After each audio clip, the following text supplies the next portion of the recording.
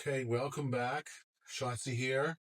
And now, actually, the eighth installment of this drawing, where I've really been trying to hold off on doing details and giving you a sense of looking for large shapes of darker light and using kind of grid lines either in your head or actually drawing them on the canvas or on the paper to help you see the relationships among things. Now I've switched to a very small little 3B pencil, which is a bit softer than the pencil I've used up till now. And I'm going to now do some more hatching. And I can press a little bit harder without causing any damage to the paper. That's the beauty of using a softer pencil. It allows you to be darker, cover more of the texture of the paper without causing damage to the paper.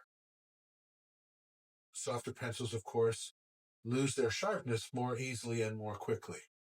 So I'm still looking at these shapes here, and I'm going to use hatching, coming down. I'm not pressing too hard, it's a little bit harder, just to kind of get this eyebrow comes up over here. It comes right down to the eye. The eye is very dark. The eyelash, eyebrow, eyelid are all kind of mushed together. Quite dark. And there's some dark under here. Another thing is, I move further along in my drawings, I notice things I didn't notice right away. Looking at first the largest shapes. Now I'm starting to look at slightly smaller shapes, and I see this dark thing coming under here. And I'm purposely calling it a dark thing to keep my left brain silent. I don't need to know what it is. I just need to know what it looks like, how big it is, how dark it is, and how it relates to everything else around it. I'm coming down with this shadow on the face here. Come back, get a little bit more in there. More up here. Now I see kind of where the ear is. There's some dark right over here. Around like that. This dark kind of comes down about like that.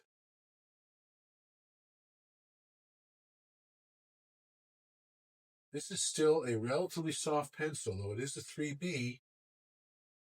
I can go up to at least 9B. Although I think I've mentioned before, I once had a student recently who brought with him a 14B. I didn't even know it existed. Probably have to get some kind of specialty pencil. I'm trying to get that chin neck here. As I would continue with this, I would get darker and darker pencils. Let me get this line now a little darker. This shirt collar line coming around here. It's quite dark. Tie under here.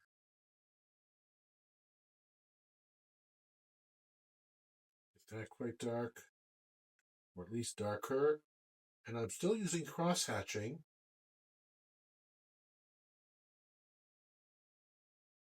Over here, the other part of the shirt. This is kind of a bit more curved than I had it. This one's a bit more curved than I had it.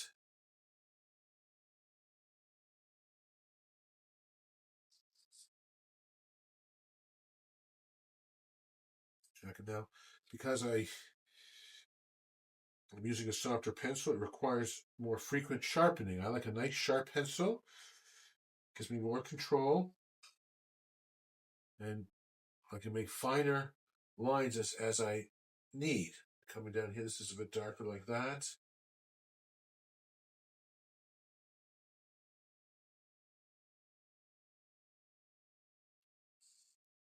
Okay, that'll be it for this installment.